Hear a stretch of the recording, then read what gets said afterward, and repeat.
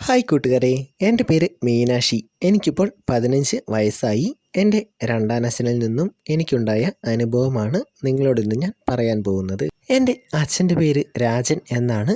അച്ഛൻ ഒരു ലോറി ഡ്രൈവറാണ്. അമ്മയുടെ പേര് ബിന്ദു എന്നാണ്. എൻ്റെ അച്ഛനും അമ്മയും പ്രണയിച്ചാണ് കല്യാണം കഴിച്ചത്. രണ്ടുപേരും അനാഥരാണ്. ചെറുപ്പത്തിൽ അവർ ഒരു ഓർഫണേജിൽ ആയിരുന്നു നിന്നിരുന്നത്. അച്ഛന് ഒരു കൂട്ടുകാരനുണ്ട്. അച്ഛൻ്റെ കൂടെ ലോറിയിൽ പോകുന്നതാണ്. പേര് ബിനു എന്നാണ്. എൻ്റെ വീട് കണ്ണൂർ ഒരു ഗ്രാമത്തിലാണ്. അവിടെ ചെറിയൊരു വീട്ടിൽ ഞങ്ങൾ 3 പേരും വളരെ സന്തോഷത്തോടെയാണ് ജീവിച്ചിരുന്നത്. അച്ഛൻ പോയാൽ ചിലപ്പോൾ 2-3 ദിവസങ്ങൾ കഴിഞ്ഞ് മടങ്ങി വരൂ. ആ ദിവസങ്ങളിലെല്ലാം ഞാനും അമ്മയും തനിച്ചാണ് വീട്ടിൽ ഉണ്ടാവുക. ഞങ്ങളുടെ സന്തോഷകരമായ ജീവിതമെല്ലാം പെട്ടെന്ന് അവസാനിച്ചു. അച്ഛന് ഒരു അപകടം സംഭവിച്ചു. അച്ഛൻ ഞങ്ങളെ വിട്ട് പോയി. വണ്ടി നിർത്തി റോഡിലേക്ക് ഇറങ്ങിയപ്പോൾ അപകടം സംഭവിച്ചു എന്നാണ് ബിനു ചേട്ടൻ പറഞ്ഞത്. ഞാനും അമ്മയും ഇനി എങ്ങനെ ജീവിക്കും? കുറച്ച് ദിവസങ്ങൾ കഴിഞ്ഞപ്പോൾ അമ്മ അടുത്തുള്ള വീടുകളിൽ വീട്ടുജോലിക്ക് പോയി തുടങ്ങി. ഇതറിഞ്ഞ ബിനു ചേട്ടൻ വീട്ടിൽ വന്ന് അമ്മയോട് പറഞ്ഞു, ഇനി ജോലിക്കൊന്നും പോവണ്ട, ഇവിടുത്തെ ചെലവിന് വേണ്ട പൈസയെല്ലാം ഞാൻ തരാം. എൻ്റെ കൂട്ടുകാരന് വേണ്ടി ഞാൻ അത്രയെങ്കിലും ചെയ്യണ്ടേ? അമ്മ പിന്നെ ജോലിക്കൊന്നും പോയില്ല. എൻ്റെയും അമ്മയുടെയും കാര്യങ്ങൾ ഒരു കുറവും വരാതെ ചേട്ടൻ നോക്കി. അങ്ങനെ കുറച്ച് മാസങ്ങൾ കഴിഞ്ഞു. അമ്മയുടെ മുഖത്ത് പഴയ ആ സന്തോഷം ഞാൻ കണ്ടു. എന്താണ് കാരണമെന്ന് എനിക്ക് മനസ്സിലായില്ല. അങ്ങനെയിരിക്കെ ഒരു ദിവസം അമ്മ എന്നോട് ചോദിച്ചു, ബിനു ചേട്ടൻ നല്ല ആളല്ലേ? ചേട്ടൻ നമ്മുടെ കൂടെ ഇവിടെ നിൽക്കുന്നതിൽ മോൾക്ക് എതിർപ്പുണ്ടോ? എനിക്ക് എതിർപ്പൊന്നും ഇല്ലായിരുന്നു. അച്ഛൻ പോയതിനു ശേഷം അച്ഛൻ്റെ സ്നേഹവും സംരക്ഷണവും എല്ലാം ബിനു ചേട്ടൻ എനിക്ക് തന്നിരുന്നു. അങ്ങനെ ചേട്ടൻ്റെയും അമ്മയുടെയും കല്യാണം കഴിഞ്ഞു.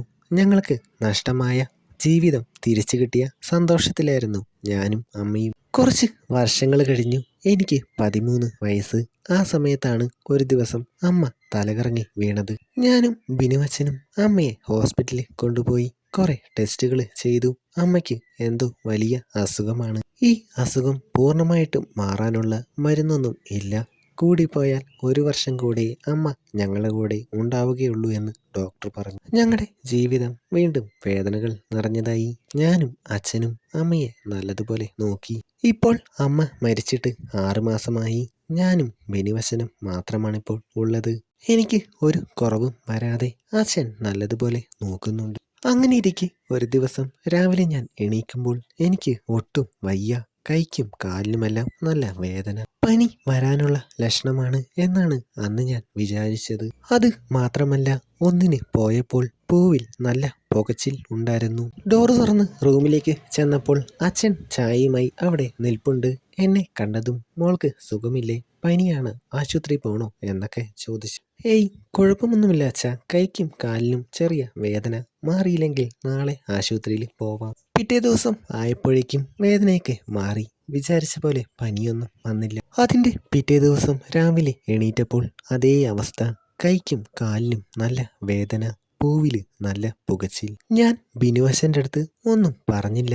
എന്താണ് സംഭവമെന്ന് കണ്ടുപിടിക്കാൻ തന്നെ തീരുമാനിച്ചു. ഇപ്പോൾ കുറച്ച് ദിവസമായിട്ട് രാത്രിയിൽ ചോറുണ്ട് തീരുന്നതിന് മുമ്പ് നല്ല ഉറക്കം വരും. അന്ന് കുറച്ച് ചോറ് കഴിച്ച് വേഗം റൂമിലേക്ക് വന്നു. നല്ല ഉറക്കം വരുന്നുണ്ട്. ഫോണിൻ്റെ ക്യാമറ ഓണാക്കി ഒരു സൈഡിൽ വെച്ചു. പിന്നെ കണ്ണു തുറക്കുന്നത് പിറ്റേ ദിവസം രാവിലെയാണ്.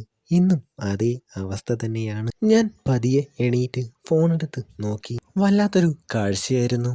എൻ്റെ ജീവിതം ഇവിടെ അവസാനിച്ചു.